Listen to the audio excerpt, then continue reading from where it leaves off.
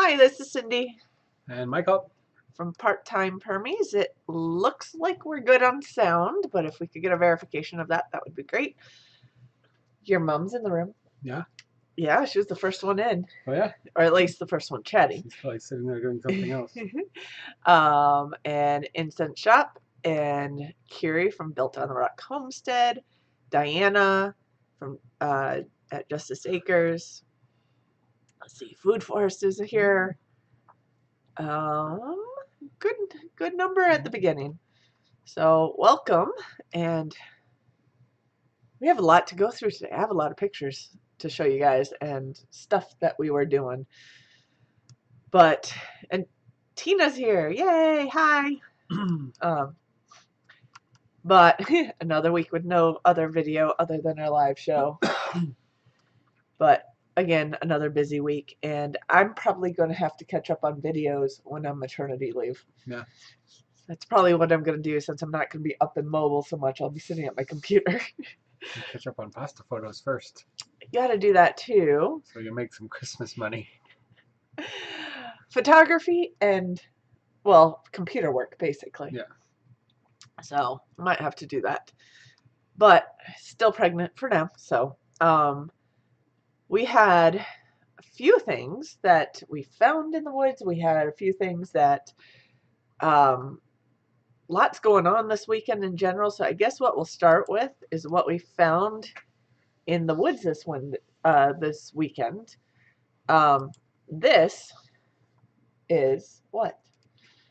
That is a hazelnut. That is a wild planted hazelnut. Yeah. And I keep calling them hickory nuts for some reason. Yeah, hickory's different. Hazelnuts. Hickory's bigger. Yeah. Hazelnuts are more desirable. A lot of people don't like eating hickory nuts. No. A lot of people do, or they make. But hazelnuts are among the most desirable of nuts. Yes. Especially in Europe. So we have a few nuts from a wild tree. We have no idea if they are great tasting ones or how they are, but I found actually 2 stands of trees in back. When dried, they look like this.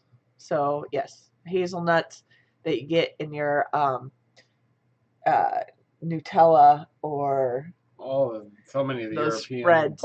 Butchery candies from Italy and the hazelnut candies, like hazelnut filled chocolates. Giganduja, which is a chocolate hazelnut combination.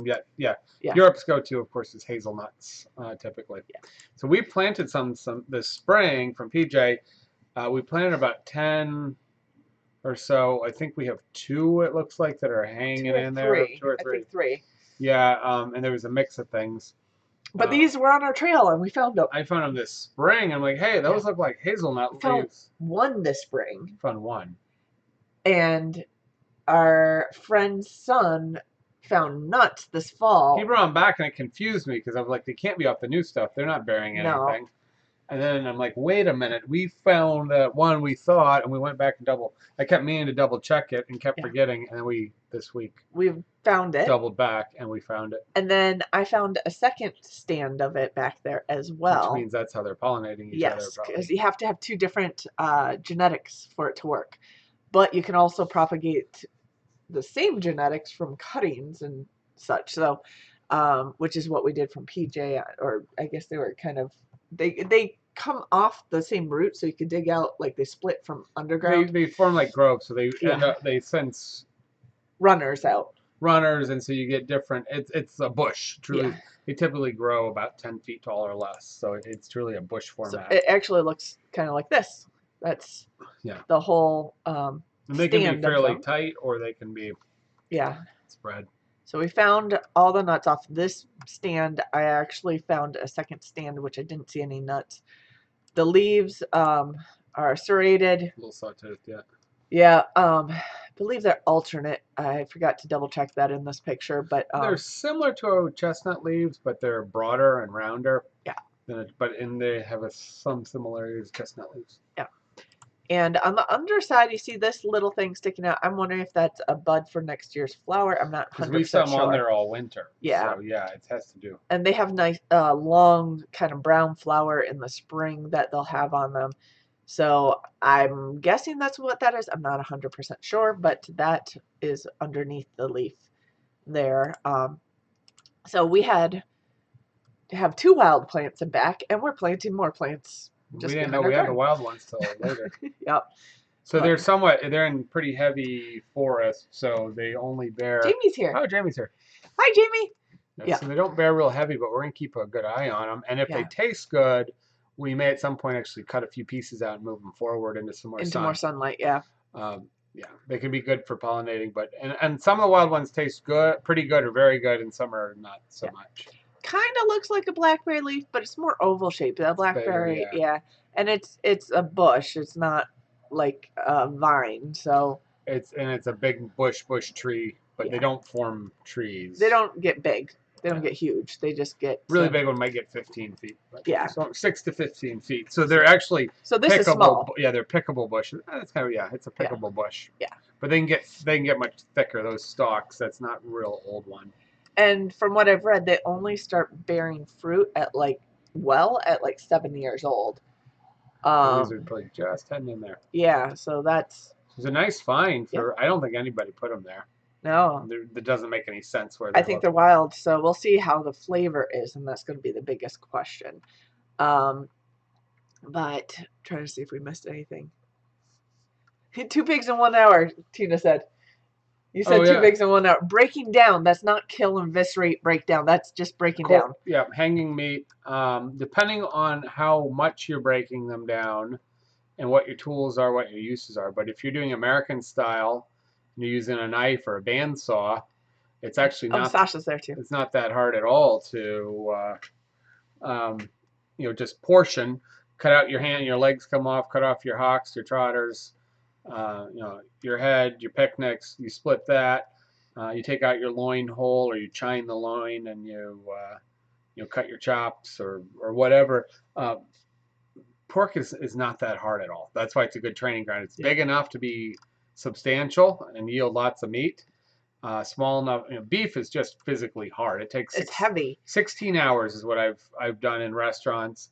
So 2-man 8 hours or 16 hours. That's from hanging, manipulating it, breaking it down, cutting the excess fat off, portioning it, cubing.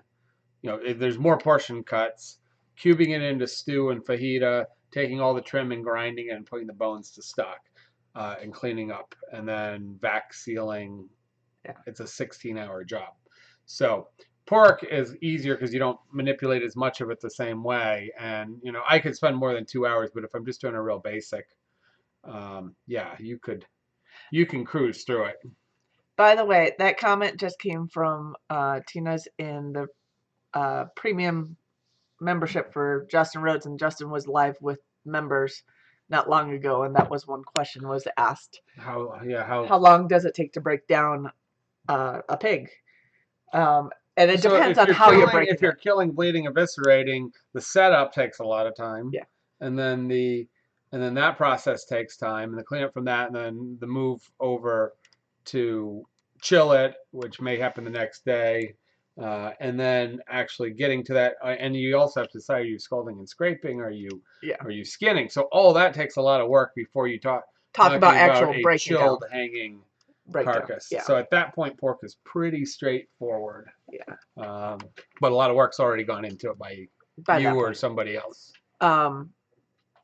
So Tina, because we did kind of mention in the chat, I don't think Rhodes either missed it or they weren't ready to set anything up yet. But we did mention that maybe in March we'd be available to do some sort of collaboration with them again. Yeah, we'll check in and see what schedules look like. We're both really busy, and but if something makes sense, we may do a 1 or 2 day training class, or we may do a 1 day or something here.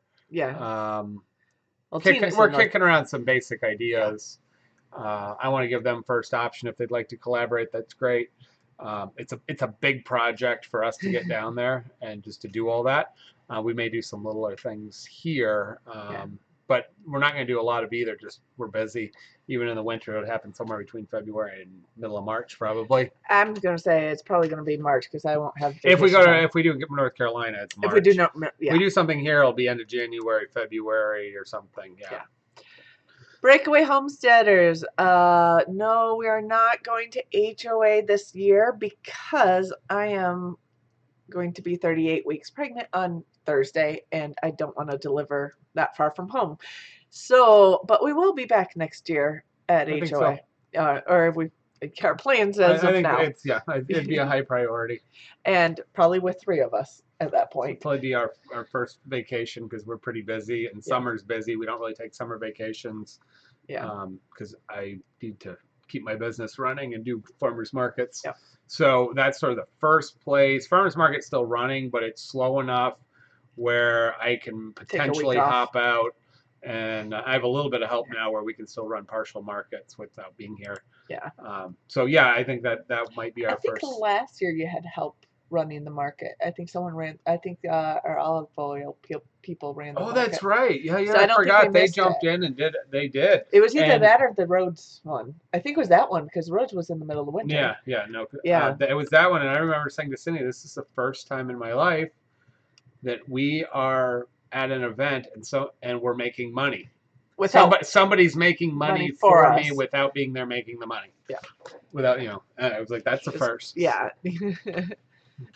It would be nice once the business starts running itself a little bit.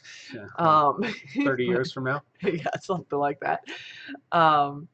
So no, we won't be there. We met last year. Yeah, at the end of the show, link up. I remember meeting you. Yeah. Yeah. So next year, we'll try for it. Yeah, we had a good time. It was a lot of fun. So yeah. And by the way, since Jamie and Sasha are in the room, Midgar Keep, we should probably just jump ahead to what we're doing later. Yeah, we spent most of the afternoon with them, their family, and it was chicken butcher day. We went from we're down 26 chickens today, 28 for the week. Yeah. We had 2 that were different flock that weren't real healthy. We decided we needed to move them out. And then the rest of them were taken for meat today. 24 of them being meat breeds that were destined for that. And then 2 were from our regular flock that were getting older. Took out one of our old main roosters, and then our oldest chicken that was just slowing down. Yeah. And I don't think she'd make the winter, so it was time to. So this is the main reason. Put her away. This is the main reason right here. There's the meat birds in our coop that I still have to put the video together for. So it will come. I might come after the baby's born. I'm not sure. I will try to see what we could do before then, but that is the tractor that we made. Nice thing is that its roof comes all the way off, so you just step over a 2-foot high wall and grab a bird. It was actually pretty easy. Didn't have to throw any young kids in, although we did have one help. We had one in there helping. Yeah, but nobody had to crawl necessarily under the roofing or anything. We could take it all the way off if needed, and only one jumped out. So they are. For these meat birds, they're not very agile. So, but let's see here. They've been on our pasture the whole time, so that's actually what it looks like as you're shifting them. We were shifting them 2.5 times. By the end, we were going 2.5 tractor lengths a day. Yeah. So we'd move them 1 in the morning.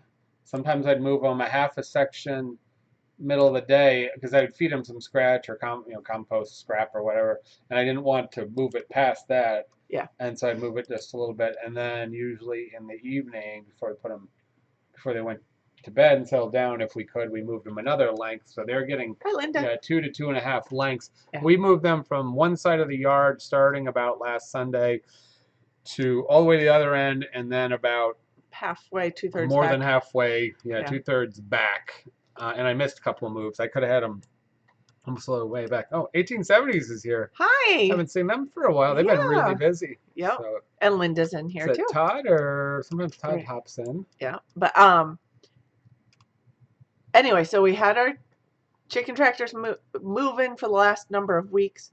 We had our friends come over, and by the way, these friends are friends we met first time on our property Although there were so many people here that first time that it was Met hard him to at the remember who was Rhodes there. meetup. Rhodes, Michigan meetup. Another one, Peggy was here. Yeah. And first time we met her, and then she's good friends with Jamie and Sasha and do things with them a lot. And then she came out today also, and I was gonna say, oh, it's the first time here. I'm like, wait a minute, no, it's not. And she was like, oh yeah, and I was like, yeah, they've been out here. Yep. She's been out here. So these are people we basically all met at the Great American Farm Tour meetup here in Michigan on our property. So it continues with Small Homestead, helping each other out. It's kind of a couple times a year we're doing things back and forth. Yeah. We don't live too far apart. It's enough of a drive. It's not an everyday thing, but it's under an hour. So really busy. Yes, that 1870s. They wanted to stop in and say hi. Yeah, we got to do more get-togethers with you guys too. Yeah, we got to get over towards that side of the state. But if there's any butchering needs and assistance, you can always let us know. The problem is we don't have Saturdays. Yeah, until I clear. No, yeah, Saturdays are really hard for me. But especially up through the holidays. Well, it goes all year really with the farmers markets in Kalamazoo are all year market. So that's the hardest part. Out of 52 weeks, I hit probably 49 to 50 markets. Yeah. That's part of our business plan. We have to be there. So so especially in the winter when things aren't moving, I now have ways to sell product in a variety of ways, but that's still if I'm missing Saturday markets, it's cutting into my primary business. It's and it's every little bit counts. And it's marketing. It's keeping people. And there's people that are really. When the few times we do mess, people are just like, "Oh, we came," and so we. Of course. So a lot of times in the winter when it's really slow and I'm really not making any money, I'm making change. Yeah. And I'm driving out. By the time you spend your time and your gas, you get out there and you look at it, you're like, I really didn't make anything. But you remember there's people that came to see you and get product, and being there and for them going, oh, they're going to be there. That's a really. Yeah. It's important in the middle of the winter. A lot of farms understand that, but a lot of the vendors, people get lazy.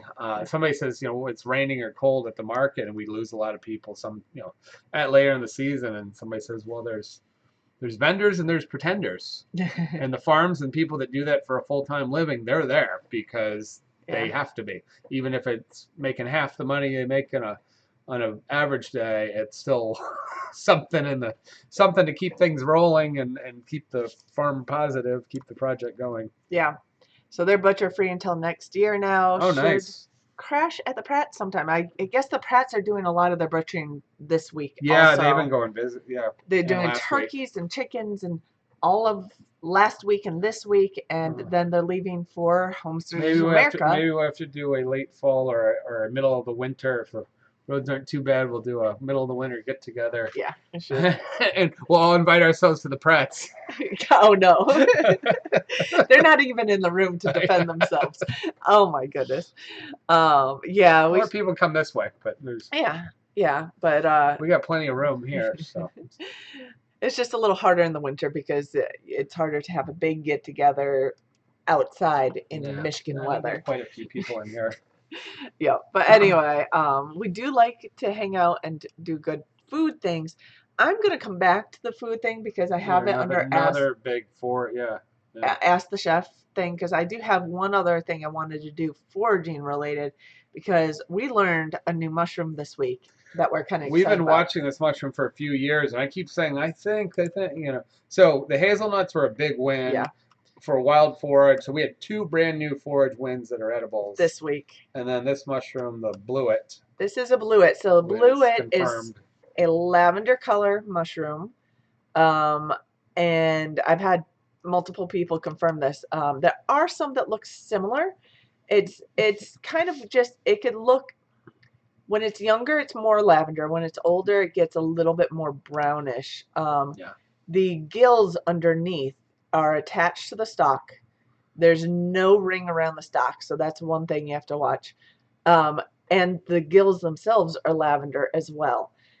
The other thing is they leave a spore print. So if you know how to do a spore print, you basically take the mushroom cap, cut off the stem, put it on a piece of paper. You can put it on a white paper if you think you're supposed to get dark spores. Put it on a dark piece of paper, like a black piece of paper, if you think you're supposed to get light spores, and check to see what color the spores are. These spores, we did a spore print. Actually, the card is up there if you want to grab it. I don't know if we'll be able to see it. These spores should be light, and from what I was researching and read, I don't know if you can see it. Yeah, you can. Oh yeah. So light color spore print. Basically, I took the cap of the mushroom and set it right here on there and left it all day. So that also confirms it. It's a fairly light lavender on this one, but like I said, they can be lavender to tan color. You got to watch out with the tan color ones because they could be getting into some other species. But these are all growing under oak trees in the oak leaf litter. They love oak leaf litter. They've been there in fairly good abundance in previous years. Yeah. They've been slightly scattered through the yard, out past the under the canopy, yeah. And then we have 2 big established oaks further back, and we've seen them or similar repeatedly. Yeah. Also, yeah. And we kept saying, we think these are it likely. Is, but we're not sure. I did post that picture that I showed you, this one that shows the gills attachment and the tops in mushroom identification page in our local permaculture page. And so far I've gotten just complete verifications that is what it is. One person even gave a picture of their own that showed this mushroom that she had along with the one that looks similar and the gill side up, and you can see the different colors of the gills side by side. So yeah, so we're excited about this because it is an edible. Yep, Michigan Mike's. Michigan Mike, hello. Yes. That was not what you meant to do. There we go. So yeah, we got a whole bunch of them, and there's still a ton more coming up through the leaf litter under our various stages, from a button up to a nice about 2-inch cap, and then we have some that are flared out really big. May or not be. I think they're the same. I think they don't look really desirable that they're past their prime. Yeah. So we're gonna hopefully cook up a little bit of these. We'll try them sometime soon. Yeah. So we'll try those at some point. We have basically a Ziploc bag that's halfway full of them. But that was kind of a fun find. And you've worked with these in the kitchen before, right? Well, I've worked mostly with Bluefoots, and I need to find out if there's a similarity. I mean, they're blue. They're actually, though, the stem is quite blue. Yeah, that's a different one. It has, and they have a little bitterness on there. Yeah. They're nice, but they finish with a little bitterness. And their porcinis finish with a different bitterness. So these are nice, firm. They look in many ways like a button mushroom with a little bit more of a flare on the stem. Mm-hmm. Good structure. So we'll see what the flavor's like, but yeah, it looks like it's a good cooking mushroom. Yep. And Tina, you could maybe even look it up in your new book, right? I haven't looked it up in that book yet, but I did look it up on Michael Kuo's webpage. I believe it's called mushroomexpert.com or something like that. As well as Learn Your Land has a video on bluet mushrooms that I checked with them as well, which is why I was like, I think this is a bluet. Now, some people seem to like it better than others. Learn Your Land, he likes this one a lot. Michael Kuo says it's edible, it's okay. I have a feeling it has a touch of bitterness. It's really mild. We'll see. Asian preferences, especially Japanese preferences for mushrooms, are very different than American. Yeah. I'm going to think that, some of it has to do with texture. Do they get really slimy? So it has to do with tolerating a little bitterness and just complexity. So. Okay. Hi Tina, you're chatting with me on the side here. She's cheating. She's cheating. Yeah, stay away from the Benadryl. It puts me to sleep too. Gosh, it works. It just puts you to sleep. I can't even take it. It actually makes me loopy completely. But okay, let me see. There was one other thing that I wanted to show you guys. Oh yeah. Good night, Food Forest. Jumping in and out. Yep. So the other thing that I wanted to talk to you about briefly before we got into what we ate today with our friends because what do you do when you get a bunch of people who raise a bunch of food together? You eat. Well, and And you put a chef in there. Jamie has And he has chef a lot of cooking experience too. So so you get a lot of food. But there was one topic from last week that we started, and that kind of evolved a little bit this week. We were talking last week about our Silkie hen, who we think might have eaten something poisonous. We've had this happen last year this time of year because there are poisonous mushrooms out there. That's my theory, is maybe an amanita, something. We do get a reasonable number of amanitas. And they were in the area where the amanitas were just starting to come up. Yeah. And she was snacking around that area like a crazy mama just before, 2 days before the eggs hatched when she went on lockdown. So I'm wondering if she ate something that she shouldn't have at that point, and she lost her ability to walk. But she just got worse, and she was trying to use her wings to move herself around. We had her in, she had 2 chicks hatch. We had to separate them and put them, I put her with her 2 chicks in the barn in a dog crate, basically, with food and water, and that she could reach without having to move. And she was keeping her chicks warm and stuff, but she got so bad. She was splashing water around when she was trying to move and everything. And my computer's sending up pop-ups here. I know. But this week, unfortunately, we had to take her out of the picture. There's one other Silkie boy that had the same thing. Similar, not quite as bad, but yeah, they looked really ratty and just I'm not happy. And they didn't seem to be getting any better. So they weren't really transferring it to the others, which was the other thing why we thought, The babies are fine. So the babies are now in that little dog crate. And we talked to a friend who said she had seen very similar. She goes, they don't every once in a while. She goes, I don't know what it is. I don't know what causes it, and they don't get better, and they don't transfer it. And so we're like, all right, that's what we thought. So we took out 2 of them. Took out a Silkie Roo and a Silkie hen. The Silkie Roo was on the list to be taken out today anyway, because he's related to all our Silkie hens. And all the new chicks, like these 2 little guys.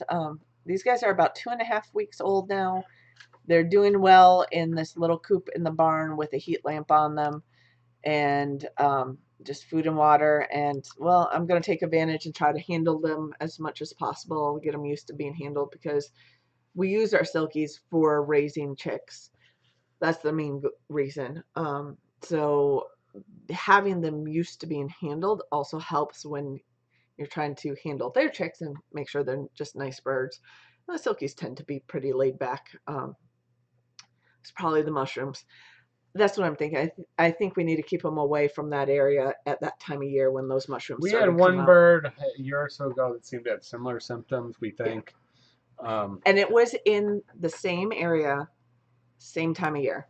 It was actually, we have a video on that bird. That it was a older chick from the main flock that we ended up taking out. Yeah, and we want to take them out. We didn't want to eat them because, especially if they we didn't know what was toxic, who knows? Don't want to risk it. They're not that important enough or vital that we want to take any chances. So yeah, and some of those amanita mushrooms are neurotoxic.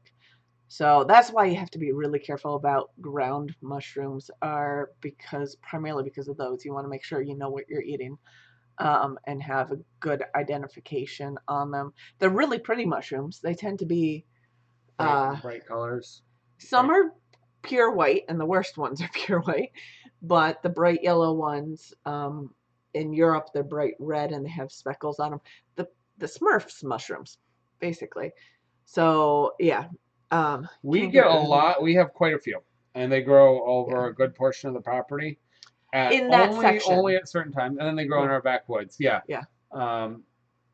We might be able to pick and remove some. I don't think it's a major. But the problem is it's hard to get rid of the mycelium that's underground. They're going to fruit anyway. They're going to keep popping up. If we lose one or 2 chickens a year, which is the most we've, I think it's something we can deal with. We could just avoid that. We can also kind of move them because they're always moving around. We can either pick them out of that one area where or just move their tractor coop around. Yeah, so we'll just have to make sure that they're not in the area where they're starting to come up. I think if we try that next year, because it's really this time of year that they're really coming up like crazy. They'll come up a little bit at other times, but they go nuts with the fall rains. So I think that's probably part of it. But you know, we do have 2 Silkie chicks that are they're great, healthy. We have one other hen who, well, I should say pullet. She hasn't really started laying eggs yet. Who should start laying. She was hatched this spring. So we'll probably have to add a new rooster to the flock so that it's not related to the rest of these guys. We do have one rooster with the pullet. We've been planning to do that anyway. So. Yeah. So that'll probably be a goal for spring or something. So we'll have to start looking around there. But my goal is if we could get like 4 or 5 hens and one rooster who's not related to the hens, I'd be happy. I want to keep my genetic diversity among this flock, because that's another thing. I think sometimes they're more susceptible to certain things if they don't have as much genetic diversity in their line. So that's just me and my genetics. But I did want to give update because the chicks are doing well. They got played with today with a couple kids who came with Sasha and Jamie, and so they got to be handled a little bit, and they're definitely very cute, fuzzy little things. But we'll go on if I can find the right picture. Okay, I'm going to give a heads up to you guys because Tina, we were talking about doing pigs, if you're still there and awake. We were talking about processing pigs on the Justin's live show. Michigan Mike says, "What's for dinner?" Yeah, that's yeah. What's for dinner? Well, this was lunch and dinner. We basically ate all afternoon. Mid-afternoon. So we did we started butchering in the early afternoon, and then we pretty much finished that up. Got most of the cleanup, and so we had a nice about 3:30 or something. We're done. Almost, 4, and one of the features, we had lots of food, but I'm going to show you this one. Heads up, it's a pig head. One of the features is that was a Pratt pig last fall until November. That red wattle, right? Yep, that was a red wattle, one of Pratt's wattles. Yep. Really long snout on that thing. That one does. I noticed that. But what did you do with this? Well, it also looks longer because I'd taken the jowls off already. Right. So it makes for it other look uses, skinny. and I think I took the ears off to do some other things. I think the ears went in. Were they in the pickled pig's feet? They might be. Okay. Yeah, because I didn't make a head cheese this year, so I think they put them in. We tried the pickled pig's feet too. So today. I brined the head. Yeah. Last November, and I went to go brine it. I was running late. I'm like, well, I'll get a little brine on it for just a short period of time. I'll bring it back to us here. And when I pulled it out of the freezer bag, I realized bay leaf, a couple peppercorns on the bottom of the pan. Yeah. I said, oh, that's right. I forgot I did a lot of brining, and I did what I should. I brined everything at one point, froze it, brine. One, it freezes a little better, and it pulls some of the blood. Just getting that salt, sugar in there helps the freezing process. But it's also ready to go. And so I just quick hot roasted it at about 350 on a smoker, so it was smoke roasted because I didn't want to go all night. So it's basically like an oven roast. And a little bit dark. I did turn the heat up for a touch, and then of course you got the smoke on there. Yeah. But we got nice. I rendered down nice. Crispy. It released a lot of the fat, and we did get very good crispy skin. Yep. I didn't add anything to it. I took it out of I just lightly rebrined it, rinsed it really well, and put it on the smoker. I didn't even give it a chance to dry and form pellicle. So the little crust and what looks like salt and such, that's just naturally the brine coming out and the salt and the skin crisping up. We didn't add any salt, pepper, herbs, spices beyond what because it was already brined. It was basic brine. That brine had some bay leaves, thyme, peppercorn. That was about it. So you have so much flavor between just the thyme, the roasting, and the smoke. You can add other things, just don't really need to. Yeah, it's good the way it is. So I still had some meat to pick off of it still, and we still got a lot of meat I got to pull. For those of you guys who head grosses you out, it's just muscle. Yeah, so it's skeletal muscle. So the facial muscles are not organs. So what you're removing are smaller muscles than we would have off of legs and loins. So some well-exercised muscles, and because muscles. the facial muscles move a lot and the jaw is constantly going, you get very tender but flavorful, meaty, nice pieces. That's why cheeks are so good. So we had some of the cheek in there. A lot of the jowl was removed, but there was some cheek meat under there still. Yeah. And it was tasty. Yeah. So we had that. Oh, and by the way, for those who may be a little skeptical of it, we did heads 3 different ways at the roads. We had about 20, 25 people for that big feast finish. And I don't think there was, and I put 2 heads on the table similar to this that we had kind of roasted, and people were pulling the skin and the cheeks and stuff. I don't think anyone in that room said it was, everybody said it was great. People were a little concerned, not sure if they'd like it. Everybody was like, I would totally do that again. That's totally worth it. And the haulers did do that. Oh, yeah, they did it again. They actually texted us, how do you do the head again? How did you do it? They were asking about doing kind of fancy sous vide and rolled and tied, which is the most work. And they were asking, I didn't see the result. I don't know if, but I don't know if they did that way they roasted, but they were asking for details on that. The most difficult one. But it's the Italian porchetta di testa. So for that, to prove that it's facial muscles, you actually carefully, and Ben, Ben was the one who cut it off. So he did a great job. So you take from the throat, you open it up, and you just peel all the facial muscles and skin and fat off in one piece. You go around the eyes are removed, and everything's cleaned up nice.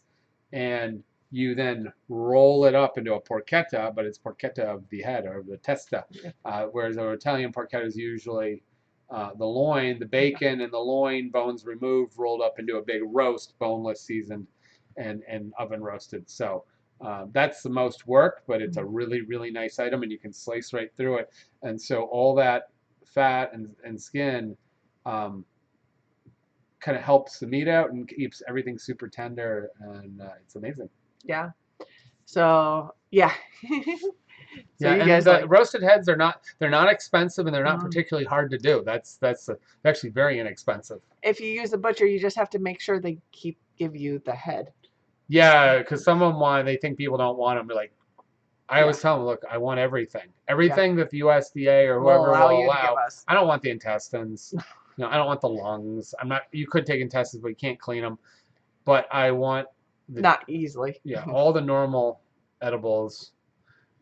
I want the feet, the trotters. I want the ears. I want the head, the tongue. And I did get a picture of the pickled pig's feet, but we did try that as well. Lung, kidney, liver, kidneys. I'm kind of you gotta cook them fast. These are things you don't want. Kidneys are fine, but you got to go fast, and they're kind of not. They're not my favorite.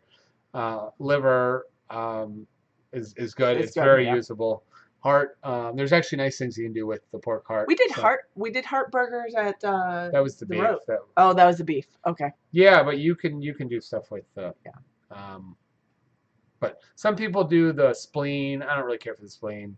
Lungs. Some people in Africa and a number of other places do use them, and they end up in haggis. When you're doing sheep and stuff, I advise because of they can get blood, or they can get purge during the kill if it's done wrong. It's rare. That's where the concern is. But you also have a lot of environmental. You take in a lot of stuff. I'm not interested in eating them. It's just not, and they're not. It's a filter in the. It's to me, filters. That's one thing that can go for sure. But the pig's feet were good. The head is the easiest to work. Oh yeah, and we had pickled pig's feet today. Yeah. Which we had prepared months and months ago. They've been sitting in a vinegar jelly. I cooked them a long way, so they almost fall apart. I think I could have cooked them even a little more, but pig's knuckles. And then Jamie and Sasha brought the ducks, some duck legs. Yeah, confit duck legs, which you finished off. They did nice confit. We just pan seared. They had the skin on, so we crisped up the skin and just warmed them up and gave them a little crispy on the outside. They were very tasty. Yes. Yep. Had nice salt level. So confit duck leg is sort of like the bacon of the poultry world. It's the closest thing to, if you don't eat pork or eat bacon, that is the next best thing that gets close. Yeah. And it was her first time doing confit. She did a good job. Yeah. And they're gonna make some cassoulet soon. They love beans. I said that's perfect. Yeah. because you can use different pieces of the duck. Sometimes there's other sausages, or some people put pork or lamb or different, usually 3 or 4 meats can end up in there in like a fancier restaurant style. So, yep. And yeah. Otherwise, we had did we have anything else? We had experimental. We had some of the pickled eggplant, the Italian pickled eggplant. That was that I have a few quarts of that holding, and so it's tart and it's a little spicy and it's got some nice herbs in it, and it's somewhat salty, so it's a good balance. When you have fatty things like the pig head and the duck confit, the vinegar from something like the eggplant is the perfect accompaniment to help bring some balance and clear your palate so you can taste and want to go back and try the other things again. Excuse me, sorry. We did that. We had a wonderful watermelon that we got. It was a orangish yellow watermelon. I have to ask what type it is. It ate like sugar and had some really rich flavors, almost approaching tropically. Really nice. Hi, Willow Creek. Yeah.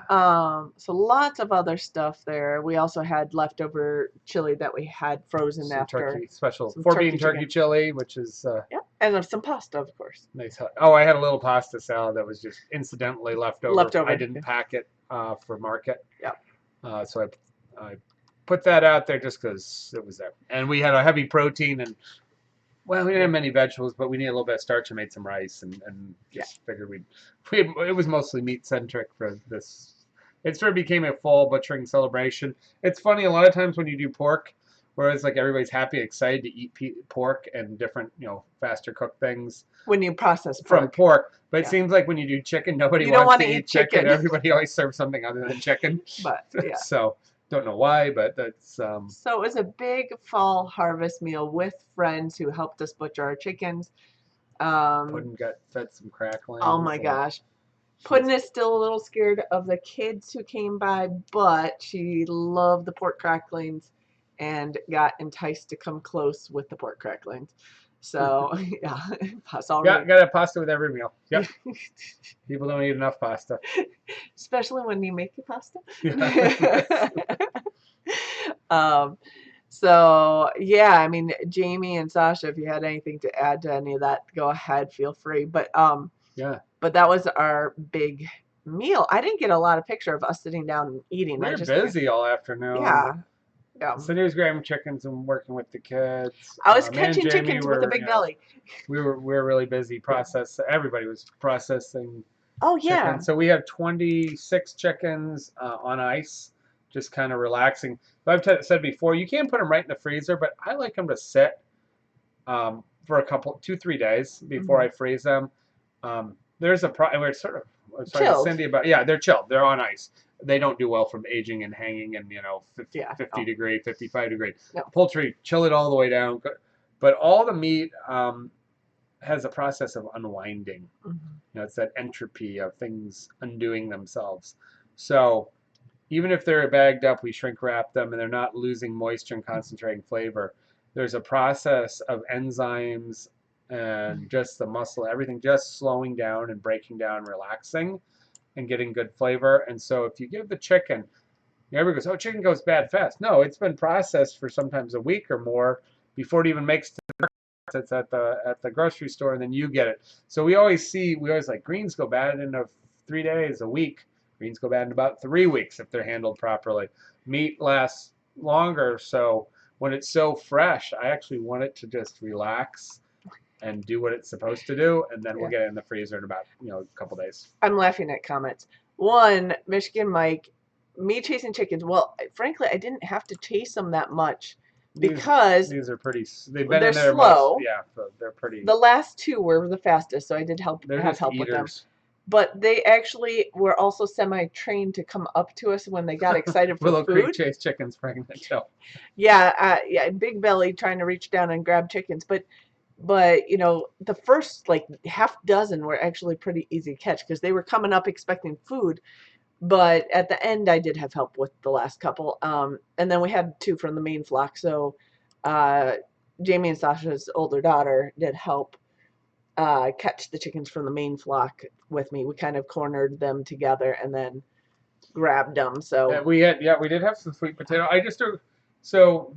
we had rice, we had the pasta. We forgot the sweet potato. Yeah, and I was gonna do them, and then I'm like, no, we don't need them. And then yeah, we had lots of people. I'm like, you know what, sweet potatoes are good. Let's just because we're gonna eat a lot of this stuff for the next couple of days as leftovers. And just put them end up being dessert. And then people get, everybody gets whatever they want and whatever tastes good. Sweet potatoes go great with pork. They go great with almost anything. And so yeah, we had the sweet potatoes, and there is some condiments on the side, but by the way, pickles, the usual good stuff to go with all that. Yeah, and Curie, Puddin is on the couch. She is completely out. I'm surprised. She's asleep. Oh no, she just peeked up at you. She knows we're talking about her, so she just opened them. She didn't take a nap all afternoon. No, and she's nervous about kids, and the kids, we're trying to help train her to like them a little bit more. She went on a walk with the kids and I, through our trails. We actually were picking some autumn olives off the trail and stuff. Yeah, she's exhausted. She's gonna sleep all day tomorrow too. Yeah, she is completely crashed. She does not want to move. She's curled up on the couch. But yeah, you're right. But she did take treats from the kids, especially cracklings. She liked the cracklings too, or the fat from underneath the skin. Good thing we have a lot of skin and not a huge crowd, because usually that's pretty sought after, but we had enough to go around. It's not all gonna. So don't tell the press that we were feeding the cracklings to the dog. We were eating them too. But oh, and sorry, Cat Helix says hi. I'm just trying to see what else. Yes, and Willow Creek Homestead had a lot of adventures while pregnant and chasing chickens. Yeah, we move chickens oh, that's another thing I didn't show, did I? We move chickens every Sunday morning, and they've been in the garden for a week now. So let me find the pictures. So the part of the garden they were moving to this morning looks like this. The so-called garden. So-called garden that we haven't been in. You're never going to see the garden have such a bad year again. Between our timing and the weather. The weather was horrible. We have things that waited so late to germinate because it got wet and then it got hot. And then we have things that are just kind of kicking off like it should be June. Yeah. Now because we got some wet and some warm and it felt like it was supposed to start over again. So this is what our garden looked like before chickens. And let me see if I could find the picture again. Sorry. I have a whole list of pictures here. Oh, after the move. This is what it looked like after they'd been there a week. There's still more in there to eat, but they did a good job. They did a whole lot. They took care of a whole lot. That's our laying flock and our whatever. Our Silkie flocks on part of it, our laying flocks on, right in this section, and then we have our nursery tractors are in there because we're getting our chicks used, or our main flock used to the chicks used to the main flock. The chicks are about the same age as the meat chickens we just took out that were probably 4 times the size or more. The chicks are like, the older chicks are this big, about this, maybe about the same, same age, and then the meat chickens look like we didn't go and weigh average weight on them. So we were also comparing feed, and how much feed, and we're like, we put a lot of feed. And then we were talking to the Mosers, and they were like, "Oh, we gave them even more, even so much more. They're going through a 50-pound bag a day at the, at this point. They had more chickens, but they have more chickens. So that's 50 pounds for about about a pound a day, which is, on 50 chickens, that's a pound a bird a day. Yeah. And I'm like, wow. So we're moving ours on some pretty lush stuff. I had some pretty good scraps at times. We're feeding them some dry feed, some soaked feed, some scratch, some seeds. And I figured we did between all of our flocks over the last 6 weeks or so that we've had them. 7 weeks, went through 100 pounds of feed. I think 10 bags of feed. 10 bags, so 500 pounds or 10 times 50 feet, 500 pounds. And then we went through for all of them, for everything, and then we went through 4 bags of scratch sunflower for everybody, and then we went through generous amounts of compostable scraps and greens, and that was less than their birds are a week younger, and they're going to be even, they said they're even bigger. We don't want them much. Ours came out; they look really nice. So. Night, Jamie and Sasha. Have a fun time doing your chickens And and I've got to turkeys go to the tomorrow. feed store tomorrow and get more feed because Yeah, we're almost out. yeah. We We're did run scraping out. bottom. Yeah, we had to buy Yeah. some Cheap stuff. It's actually more expensive, but it's pure. We bought some Purina Yeah. at the local close store because I can't go out and just go. The feed store is out in the country in the wrong direction, and it's a ways away, so I need to make time to go there. So Kiri got free deer That's the best way to do it. strips of meat and gristle that the deer processors throw away, dehydrate it, and make it treats for the dog for the year. That's great. That's perfect. I'm sure they love them. Yeah, absolutely. But I guess I'll throw out there, we've been talking about what we've been eating all afternoon. Does anybody have questions about the cooking and stuff, or the processing, the smoking, or the brining, or anything along those lines? Or any other. Or pickling of pig's feet. How do you pickle first time pig's I feet? pickle pig's feet, yeah. What did you put in the pickled pig's feet? How'd you do that? So the first thing you do is you typically brine the pig's feet. So I brined a lot of the parts for a few days, and then you rinse them, and then you boil them in like a court bouillon, or basically it's water and herbs. So like maybe a celery stalk, some peppercorns, a bay leaf. Might have had a little white wine in there or something. I can't remember. And it could have other spices like a piece of allspice or whatever.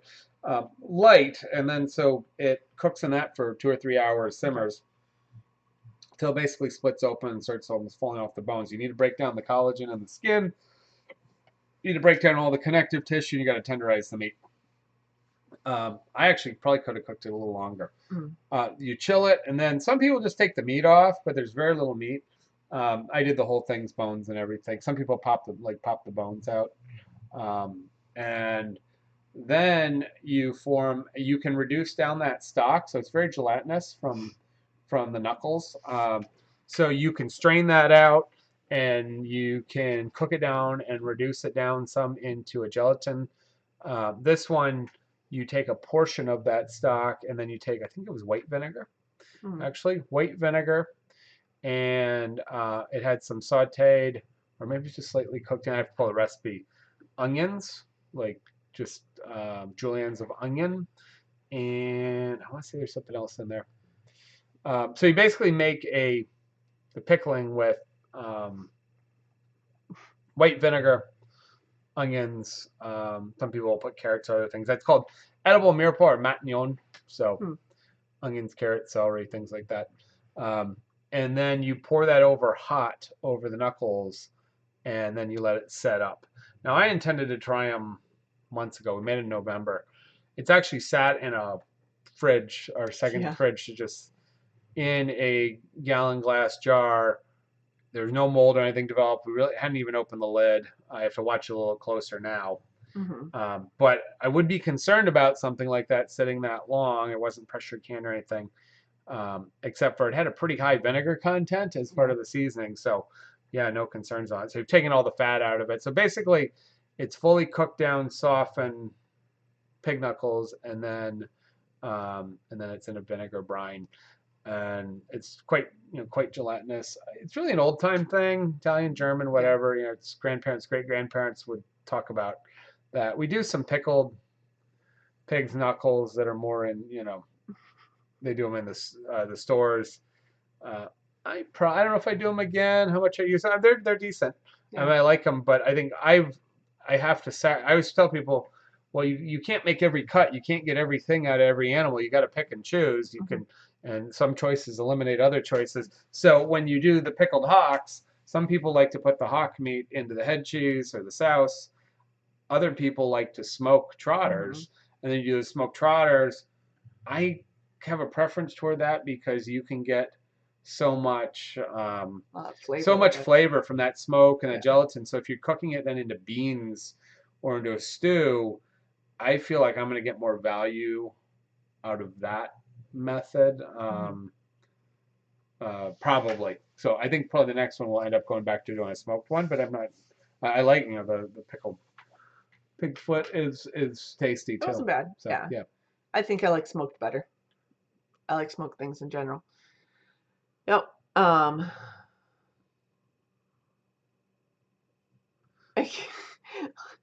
My pig fence is still alive in here.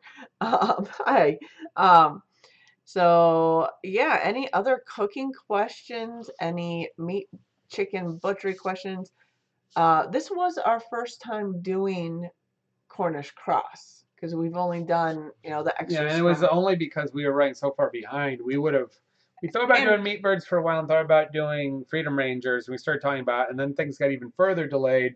and Jamie And was getting these and anyway, Jamie so had the opportunity, and we're yeah. like, let's do it. And people just, and we're like, time wise, it worked out. Obviously, look at how Yeah. late it is. We were just getting him in the freezer. Yeah, if we had done Cornish would have needed another 4 or 5 weeks. I Freedom mean, Freedom Rangers, Rangers. we would have needed more weeks. We would have Yeah. had a newborn here and trying to adjust to that. I wouldn't have been able to do much of anything. So yeah, that would have been even harder and colder. We had perfect weather for this too. I mean, it was in the 60s. 65 and sunny. Yeah, It was really nice. yeah. Last time we butchered with him, it was very close within a couple weeks of right now. Um, it was cold and misty rain. It was not nice. No, It wasn't terrible, but it was definitely not preferred. we have not done any meat breeds before. We have butchered our own chickens, mainly our extra roosters or our old hens, or extra hens that our broody girls have raised that we didn't need for eggs. So we have had, meat fairly consistently, but they grow so much slower, they end up butchering them at around like 16 to 20 weeks instead of like 8 weeks. Yeah, 8 to 10 is your common. Six Eight, to eight, a lot of times, yeah, or eight. 6 to 8 to 10. Yeah. So when you look at, your three and a half. It's hard to find a 3 pound bird in the grocery store. They're usually 3.5 to 4. Hmm. So you look at your fryer, your roaster, your stewing hens, which they don't have. That's where they're getting into those big 6 pounders, but they're still tender. Hmm. And so they're probably in the 10, 11 week. And we move them around. They're Yeah. outside. They forage. They're not in a shed, so they And grow slower. we don't like feed all you can eat to them either. Yeah. So ours were a little Well, smaller. there are ratios for even Yeah. for Cornish. I think you're supposed to get for a pound of bird for a pound of feed over their life. If you do them indoors and you maximize it Hmm. properly, it's going to be around a pound for a pound. But they have trouble moving when they Yeah. get some Ours fed are so more much. active, so they hopefully Yeah. more flavorful. But Yeah, like I said, the last ones were even hard to catch because they were fast. So a lot of people. So I know Jamie did some Freedom Rangers. He liked them all right, but the Cornish, the roads are like, wow, the Cornish, because they can pack out 100, 150 birds in 8 to 10 weeks, and they're Yeah. done for the year, and they walk away from that project. Yeah, So there's a lot of people like, we just will do the Cornish, because they're so and fast. they didn't come out as big and nasty and crazy as you see a On lot of them pasture, because they're on pasture, and if you control the feed a little bit and you get them around, they weren't that bad. Yeah. They do get a little. They don't get overly stinky, but they start to get a little perfume, and that. So doing that 2 moves a day, 2.5 moves a day, really cuts down. Um, cuts that down. Um, I think we'd like to try the Freedom Rangers and compare for ourselves. I Yeah. think if we want a bigger bird or a faster bird, that might be the right bird for And us. we're not one to put all our emphasis on the breast meat either. And these birds are really bred for how broad they are. Roasting, grilling, Yeah. sautéing tender meat. So we have, because we've had, medium tough to tougher birds, we've stepped away from. I mean, I don't Like quick grill grill. any of the breast meat. The younger ones, sometimes I do a roasted one, but they're a little smaller. Yeah. It comes out, it's very flavorful. Um, so this will give us some options where I can bone some out, and they had big drumsticks and big thighs on them. Yeah. And I could set some aside, and then we may actually do some saute or grill work with some of them while we have the opportunity. But a lot of times I just throw them in the crock pot and almost till they break down, and then I'll take them out of the crock pot. I have the stock which you can use, and then I will introduce that meat to the dish that I'm finishing for dinner, and you're getting a full flavor. Yeah. But you're definitely not getting a grilled or sauteed. Yeah. Filet. So, Amy, would they be more tender if they're smaller? They're more tender if they're younger. Yeah. The problem with like the layer breeds is they grow so much slower that if you were to butcher around 6 to 10 weeks, you're butchering birds this big. They're tiny. Um, Our meat to whereas, bone ratio on our birds, if we butchered yeah, at 10 weeks, would be a total waste. it wouldn't work. Yeah, Um, because you put way too much food and work into them for way too little return. and the more exercise, the more tough they'll be, but that's where you do your long cooking process, long and slow cooking processes to break it down. They also tend to have, I find, well, we'll try it with these. We haven't tried eating these yet, but I find I like the flavor They're more. meatier. Yeah, they have more They're just flavor to them. richer. They're not, and everybody's like, are they strong? Are they No. gamey? No, they're just more. They're Yeah. more chicken. Yeah. They're richer. The really old ones take 3 to 4 hours to break down braising. The meat is dark red and it's really gelatinous, and it really reminds me of eating red meat. Yeah. It's surprising. It still tastes like chicken. So yeah, it is interesting to run comparisons. But these birds worked for exactly what we needed. It's going to to get put it done fast. 6 months. We planned for about a chicken or a little over a chicken. Of course, you're talking about grilling the chickens, and we're going into Michigan winter. Well, you can still do the sautés and the Panama and the whatever. There's a lot of breaded and things, and and you can fry them. You can actually fry a tougher bird, but you're going to have to go through a long sous vide with a control or an Instapot with a time and lower temperature control. And I could actually get a good fried bird out of it, but it's a little work. What breeds do you like for pigs? Now, we haven't raised We don't do pigs. I have worked with so I don't have a lot of I have no raising experience, but I've cooked with a lot of heritage breeds. I like the blended heritage breeds just as a general rule, where people are kind of doing their own blend. I like a Duroc or a Duroc Berkshire heritage blend a lot. Nice. What's the advantage?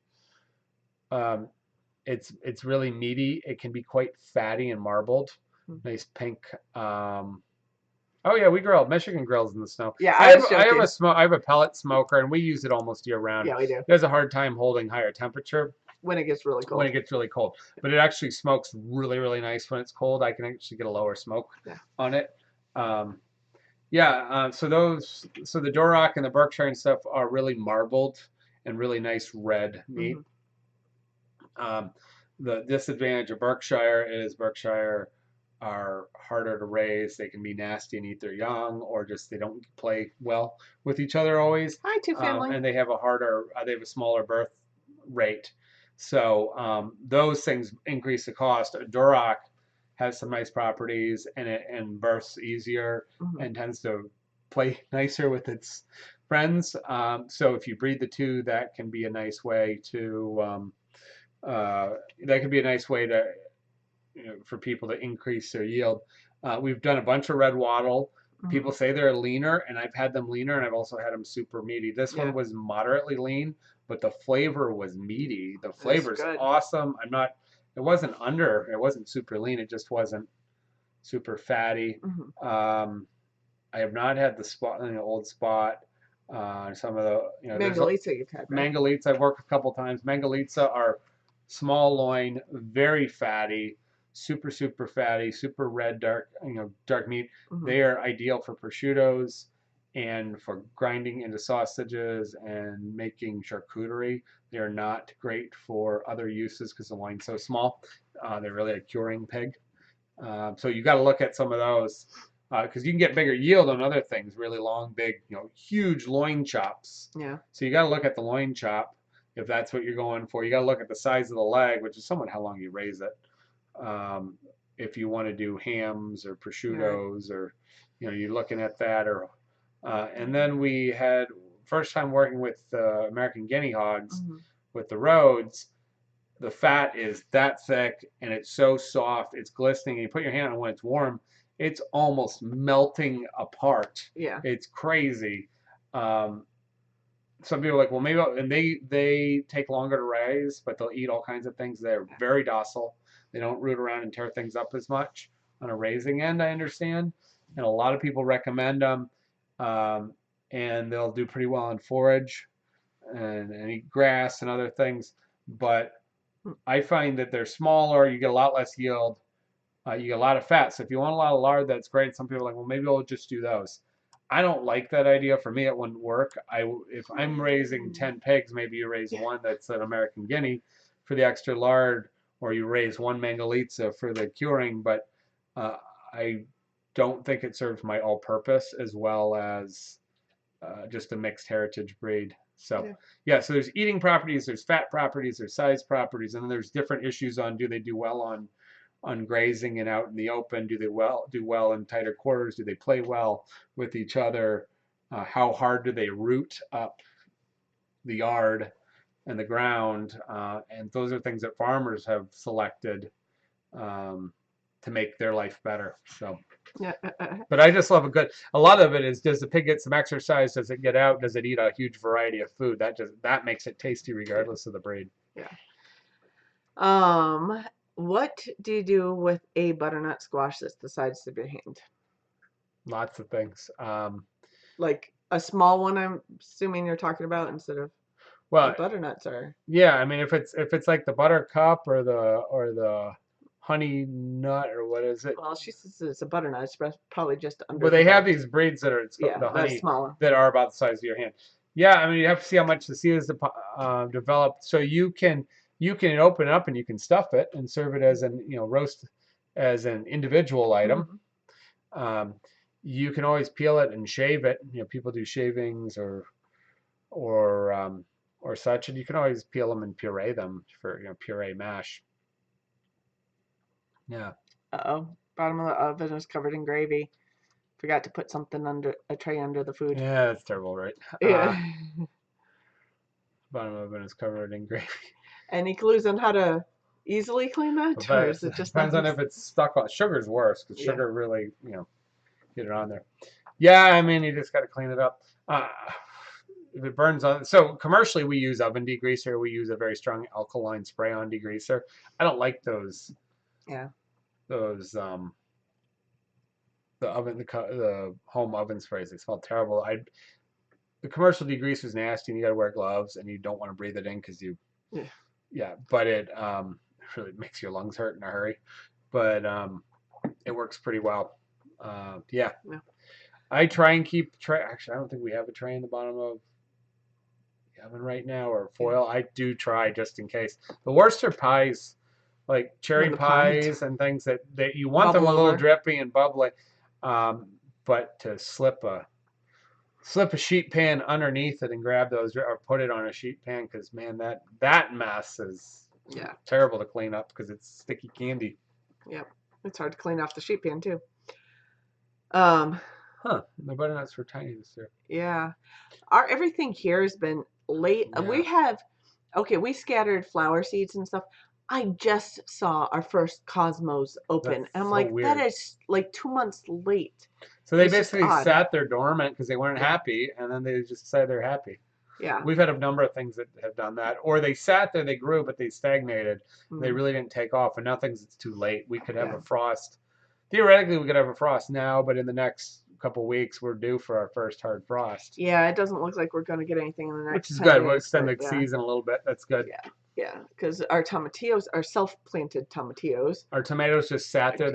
I've never had, the tomatoes grew like to 2 feet, 3 feet, and they stopped. They're spindly. Yeah. They produced almost no fruit. The fruit didn't ripen. I've never seen tomatoes do that poor. Yeah. Michigan kind of has on years and off years for tomatoes, unless you're a really serious tomato farmer, really know how to manipulate them. Or grow them in greenhouse. Yeah, we don't get perfect tomatoes every year, but man, they just sat there and did not do anything. Yeah. We planted more tomatoes than ever. We should have been tomatoed like... They started really well in the greenhouse. Yeah. They started really well. We had tons. But no, Never seen tomatoes that bad. Our hot peppers are doing pretty well. Even the farmer's market, tomatoes were available and fairly abundant, but prices were high. They're done. Everybody's like, the tomatoes are gone. They're not hammered. There was not an overabundance, so people who really wanted them got them, and then the heirlooms are done. Yeah. We got a couple cooler nights. The sun's losing some sun, and they're just not maturing quickly. Yeah. So that was another plant we had trouble with, and I think it's because all the wet this spring. We had so much water this spring. Our zucchini and summer squash, Yeah. just it never even. We had one grow and it get no flowers, like what you were telling Those me. squashes have to pollinate. So So you need a so pair. yeah, so you need a pair and you need to have it close enough. And some squash can be quite a distance, and some need to be pretty close. Yeah. So it could be a pollinator issue, uh, or a pollination issue, or it could be, yeah. So what did do well are, I think we're gonna get some tomatillos, and they're But late. usually they explode. Yeah, they're Um, hanging. if we don't get a frost The before they weeds did explode, well. the weeds They did did very really well. well. Wasn't We like nothing was growing. we did get and we're going to be getting a lot. Beans were slow, but they were kind of Yeah. okay. Oh, they are really slow. No, some ground cherries were They're a little slower, growing. but they're going to be fine. Yeah. Yeah. Herbs Um, did fine. Herbs are usual. our They're basil, weeds, you know. They our basil took basil off. was stunted, but when it finally went, and When we it got finally some when hot it took days, off, it was yeah. okay. And I just cut down basically a big bush of basil. We Carrots are bought, barely there. We're gonna hold them over. yeah, Potatoes did okay. yeah. The potatoes did okay. We just had no time to harvest them, so they're still in the ground. You pulled the garlic, right? No, the No. garlic is still there too, so we'll Oh, probably get that growing back. probably just leave the garlic then. Yeah. So Might pull a yeah, little bit of a look at it, but we're way let's just say no time since between us spring. and a weird season. It will be It's the worst garden gardening season season for we will us. ever have. Yeah. I will tell you, we will never have a garden that was less productive. Well, and less maintained. We And just we didn't did the nicest. I hand forked all of it. and we've expanded the garden last year. We have Yeah. amended it a little more, but We I got less brought strawberries. and I got it. Oh, they did well. Yeah. I deep broad forked even deeper than we could fork or rototill or anything. So I got a proper, really deep broad fork this year, like we've Yeah. never done. That might be some of why we turned up some of the new heavy weeds because we brought stuff up, but that'll be a big advantage. And with all this weeds, I think we'll have a really good fertile set. So we put the Yeah. chickens in a week ago. We're gonna hold the chickens there probably 3 to 4 weeks. Really let them eat it, move them around a couple times, get all the bugs, Yeah. and And the other thing, tear it up, and then we'll put them back in the spring, and they're fertilizing, and we're just yeah. gonna let them give it extra time. And The other thing we'll do is, if we can find the time and is we still have to move our chicken compost from the runs into the garden, and move Yeah. the bedding from the winter coops into the runs, and start a new set of deep bedding before we move the chickens in there. So one other advantage of that first step, moving the mostly decomposed material from the runs into the garden, is you can put the chickens back on there and they'll kind of stir it in a little bit more. Yeah, so we'll do that back in the spring. We'll let them definitely tear it all up Yeah. one last time. But So we have to do that this fall. last before year we moving them. left them extra late in the garden. Yeah. Before we got them in the coops. In fact, we got some snow. It got so cold at one point, I bought a bunch of bales of straw and put them around. Put them around because we had a real hard hit where we weren't going to be able to move them. Yeah. Just to give them a little extra, because it's an open bottom. We were afraid they would get a lot of draft. Frostbite. It's really open there. And then we figured, well, we'll just use the straw. It's going to be helpful. So we did that. And then remember, we put in the fence, but the fence had problems. The fence got holes. A dog or a coyote went nuts. Yeah. Killed, what, 5 or 6 chickens? We had a goose running by my office squawking. And I didn't even realize I'm chasing him around the house like he's an idiot. And the whole time he ran all the way to the house.